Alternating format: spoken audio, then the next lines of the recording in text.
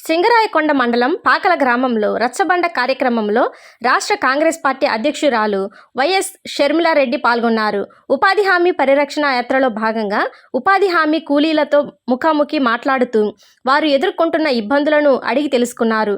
ఈ సందర్భంగా మాట్లాడుతూ నాడు మన్మోహన్ సింగ్ ప్రధానమంత్రిగా ఉన్నప్పుడు, రాజశేఖర్ రెడ్డి ముఖ్యమంత్రిగా ఉన్న సమయంలో మహాత్మా గాంధీ ఉపాధి హామీ పథకాన్ని ప్రారంభించి గ్రామాల నుండి వలసలు లేకుండా చేశారని తెలిపారు.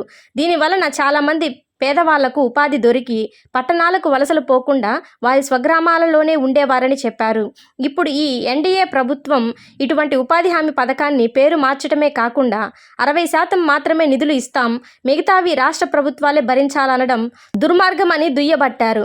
అసలే ఆంధ్ర రాష్ట్రం అప్పుల ఊబిలో కూరుకుపోయిందని, ఇప్పుడు రాష్ట్రం ఆ 40% కూడా భరించలేక చివరికి ఆ పథకాన్ని నీరు కారుస్తారని పేర్కొన్నారు.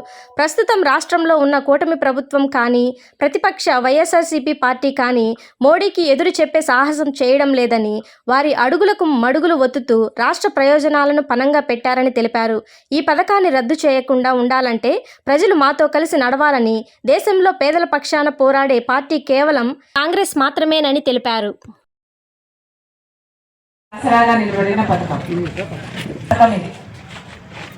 ఈ పథకము ఇప్పుడు బీజేపీ ప్రభుత్వము నీరు కారుస్తుంది.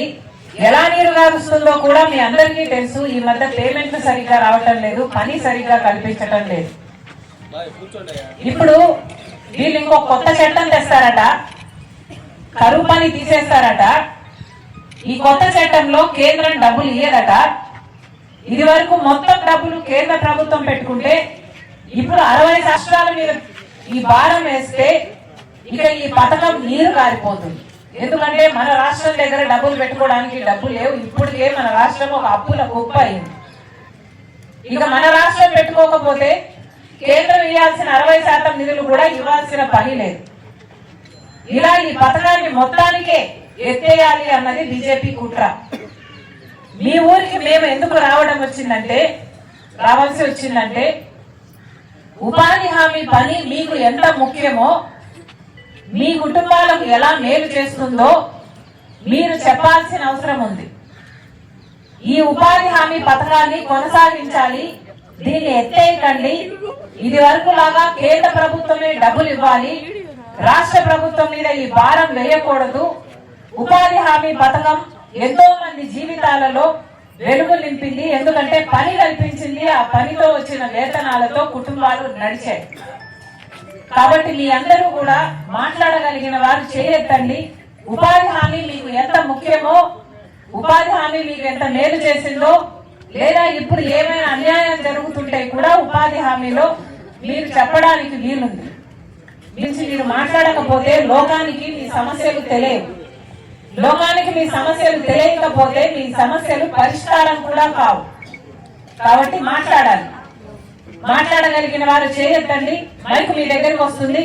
మీలో కొంతమంది మాట్లాడిన తర్వాత ఆఖరణ మళ్ళీ నేను మాట్లాడతాను. ఈ కరువు పనిని నీరు గారుస్తూనే ఉంది. జనాభా పెరిగే కొద్దీ ఎక్కువ జాబ్ కార్డులు ఇవ్వాలి, అలా పని ఇవ్వాలి. కానీ ఉన్నవారి జాబ్ కార్డులు తీసేయడమే కాకుండా అదనంగా అడుగుతున్న వాళ్ళకైతే అసలు దిక్కే లేకుండా పోయింది. అంటే వాళ్ళకు పని ఇవ్వాలని లేదమ్మా. బేసికలీ వాళ్ళకి జాబ్ కార్డులు ఎందుకు ఇవ్వటం లేదు అంటే పని ఇవ్వాలని లేదు ప్రభుత్వాలకి.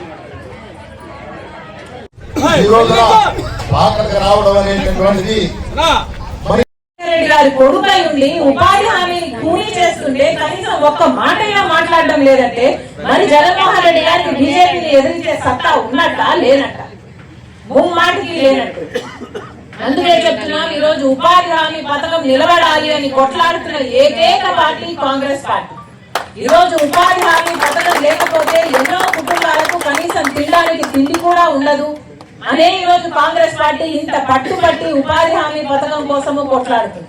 ఇప్పటికే మన రాష్ట్రంలో ఎంతో మంది బిడ్డలు డిగ్రీలు, రాజశేఖర రెడ్డి బిడ్డ ఉపాధి హామీ పనిని పరిరక్షించాలి అని ఒక యాత్ర చేపట్టి మీ గ్రామానికి కూడా రావడం జరిగింది. కానీ మేమొక్కలమే కొట్లాడితే సరిపోదు, మీ అందరిలో కూడా చైతన్యం రావాలి. మీ అందరూ కూడా చేయి కలపాలి. ఉపాధి హామీ పని కావాలి అని ఎక్కడ ఏ యంత్రాంగానికి ఏ అధికారులకు మీరు చెప్పగలరో మీరు కూడా చెప్పాలి.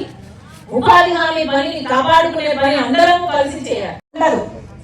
కేంద్రం చెప్తుందట ఏ పనికి వెళ్ళాలి అని, కేంద్రం చెప్తున్నట ఏ గ్రామంలో ఏ జిల్లాలో పని ఉండాలి లేక ఎక్కడ ఉండకూడదు అని కేంద్ర ప్రభుత్వం చెప్తుందట. పని కూడా ఏ పని చేయాలి అని కూడా కేంద్ర ప్రభుత్వమే చెప్తుందంట. అంటే ఒక రోడ్డు పనో ఒక కాంట్రాక్ట్ పనో పక్కన ఎక్కడో జరిగితే మీ అందరూ అక్కడికే వెళ్ళి పని చేయండి అని చెప్పే ప్రమాదం ఉంది. అంటే ఇప్పుడు గ్రామంలో పనులు ఇంకా జరగవు, గ్రామ అభివృద్ధి జరగదు, కానీ పక్కన పనిచేస్తున్న కాంట్రాక్టర్ కి లేబర్ సప్లై చేయడానికి మాత్రం ఈ గ్రామం పనికొస్తుంది అన్నమాట. అంటే మొత్తం లేబర్ సప్లై చేయడానికి మాత్రమే ఈ ఉపాధి హామీ పనిని వాడుకోబోతున్నారన్నమాట. ఇది ఎక్కడి న్యాయం అని అడుగుతుంది కాంగ్రెస్ పార్టీ. కాంగ్రెస్ పార్టీ ఈ పథకాన్ని తెచ్చింది పేదవాడికి ఆసరాగా ఉండాలని. మహాత్మా గాంధీ గారు కోరినట్టు గ్రామ స్వరాజ్యం ఉండాలి, గ్రామాలకు అధికారం ఉండాలి, గ్రామంలో పనులు అభివృద్ధి జరగాలి అని ఎంతో చిత్తశుద్ధితో ఈ ఉపాధి హామీ పనిని కాంగ్రెస్ పార్టీ తీసుకొస్తే దాన్ని భ్రష్టు పట్టించడానికి ఇప్పుడు బీజేపీ పార్టీ పూనుకుంది. ఎక్కడి న్యాయం అని అడుగుతోంది కాంగ్రెస్ పార్టీ. ఎవరైనా మాట్లాడుతున్నారా?